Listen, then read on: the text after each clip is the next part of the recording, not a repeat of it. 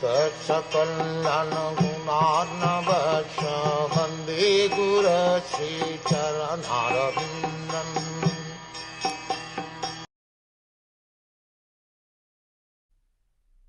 Sri Saunak asked Sutta Goswami. Sri Śukadev Goswami was already on the path of self-realization, and thus he was pleased with his own self.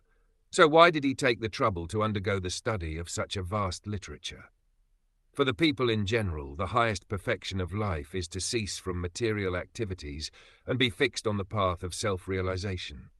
Those who take pleasure in sense enjoyment, or those who are fixed in material bodily welfare work, are called karmis. Out of thousands and millions of such karmis, one may become an atmaram by self-realization. Atma means self, and aram means to take pleasure. Everyone is searching after the highest pleasure, but the standard of pleasure of one may be different from the standard of another.